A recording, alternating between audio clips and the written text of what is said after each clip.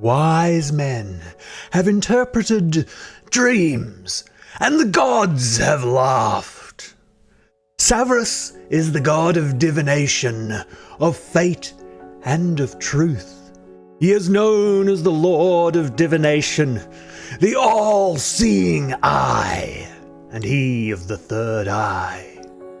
His domain is to know all of history and all of fate.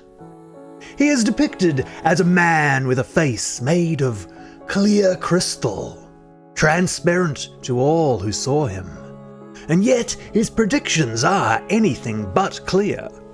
For although his voice speaks clear and his words are concise, his answers are very rarely directed towards the exact question asked, but rather one adjacent, merely hinting at the truth.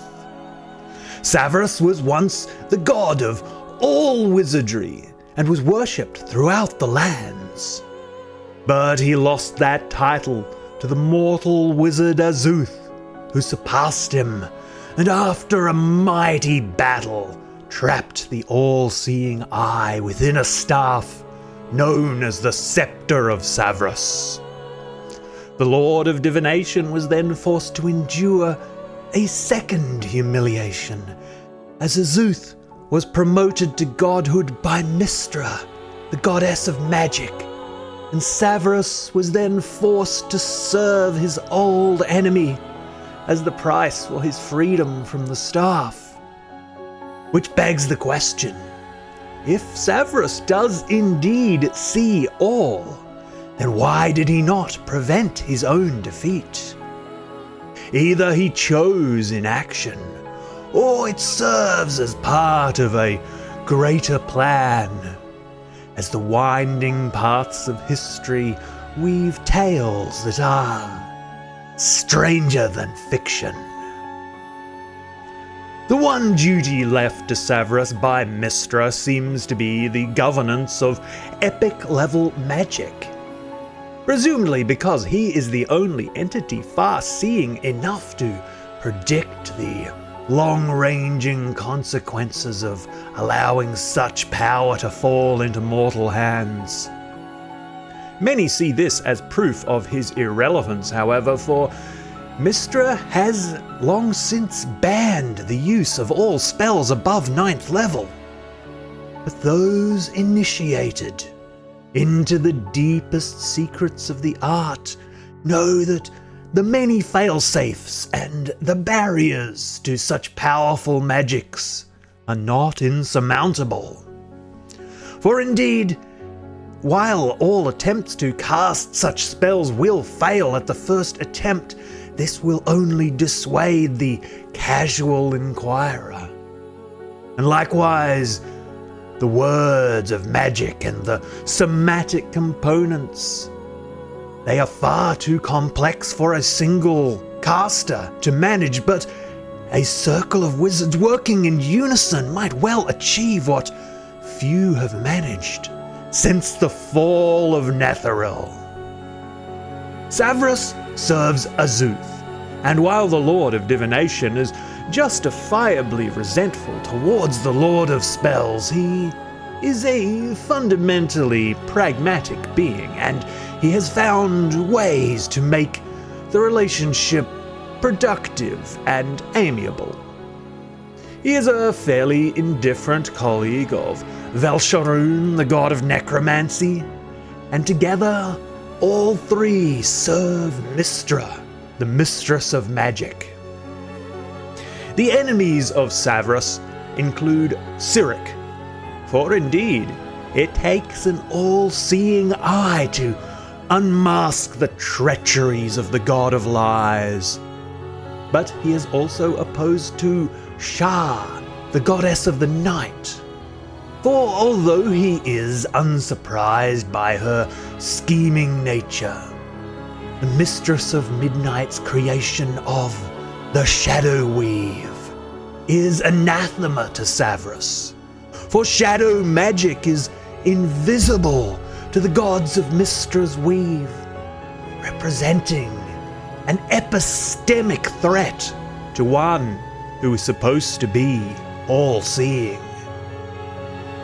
Having no realm of his own, Savras makes his home in Duimahat, a Zuth's domain, close to the realm of Mistra, on the plain of Elysium. There, his few remaining followers are allowed to join the followers of Azuth, among other spellcasting gods, in the afterlife. Savras is a demigod, with most of his power diminished, and his lawful neutral alignment speaks to his fatalistic, mechanical view of the universe. His clerics tend to adopt the knowledge or the arcana domains, and he grants them the power to turn and to destroy undead.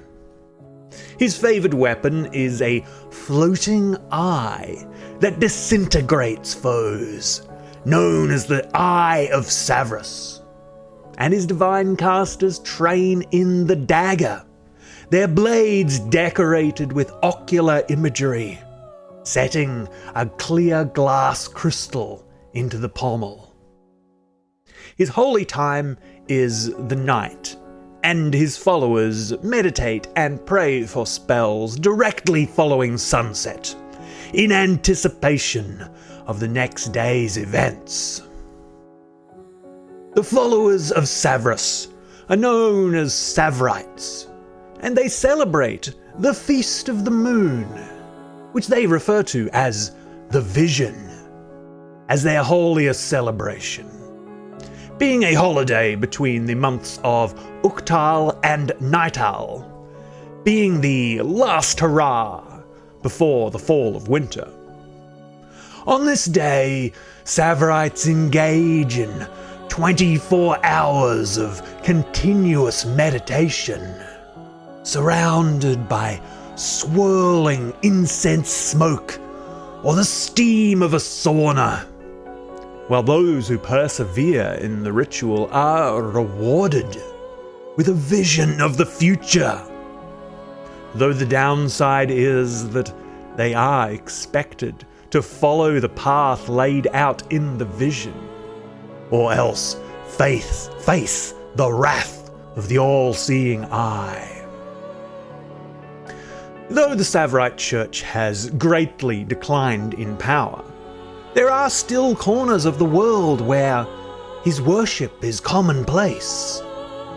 Indeed, he ranks among the major faiths in Tashalar, and he is revered among the Romani-inspired Gur nomads, who are the native population of the Sunset Vale within the Western Heartlands. His priests are also found within the Library Fortress of Candlekeep on the Sword Coast. His notable temples include the House of Pools and Mirrors within Candlekeep, and the House of the All-Seeing Orb within Tashluta, the capital of Tashalar. He also has a secret cult, known as the Benign Order of the Third Eye. Scattered around the world, they prepare for a conflict with Cyric, the god of lies, following a vision bestowed upon them by the Lord of Divination. His priesthood tattoo an eye on their forehead, and they wear yellow robes adorned with clear gemstones or crystals if they are able. They act as soothsayers, as private fortune tellers, or as specialized oracles known as Sibyllites. Or, if they are able, they offer themselves up as judges, advisors, and as strategists. His orders also include many monks and clerics and monks, both freely multi-class between their two classes. In my world, a being of darkness that predates upon the gods themselves has now twice attempted to overtake the world.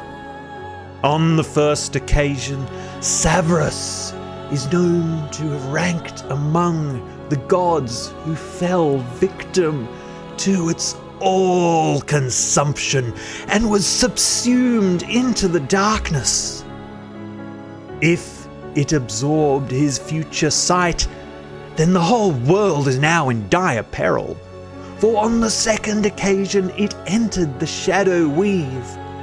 So one might now wonder, if it does possess the future sight, it might now see all within the shadow and all within the light together.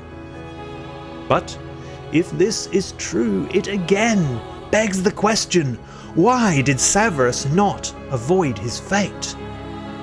Was he misled by honeyed whispers, corrupting his crystal sight? Did he seek blind revenge against Azuth? Or is he playing a game of chess with moves millennia apart, maneuvering his pawns carefully into a position where the world may yet be saved? One might well note as well that the sign of the floating eye has come to be associated with the central part of the darkness itself. Or one might, as a counterpoint, direct their gaze towards the benign order of the Third Eye, the secret Savrite cult. Or indeed, some of their members ranked among the founders of the Sigillic Order, the secret heretical cult that is sworn to destroy the darkness. The answer is unclear, much like Savras's prophecies. If there is indeed a game afoot, it is one that was set in motion long before Savras's death, and it is one that continues to this day. The doctrines of the Savrite faith are as follows. The blindness of mortals is the source of all foolishness. Conceal nothing, and search for great and for small truths equally. Speak truthfully, for even well-intended lies and misdirections will only lead to misery. Analyze the implications of your actions, but do not allow yourself to become paralyzed by indecision. Strategies must be well thought out and revised when needed, which is superior in every way to hastily made decisions. Those mortals who only see through two eyes might as well be blind. The third eye is the omniscience of the gods, bestowed by Savras, and allows both foresight and hindsight. You may use the knowledge bestowed by your third eye to help yourself and your church. But always be cautious. Be cautious when pursuing the agendas of others, as they may hide their true intentions. And finally, seek to discover hidden motives before you act, lest your actions emanate ripples that may irreparably damage the whole of the realm in which you make your mortal life.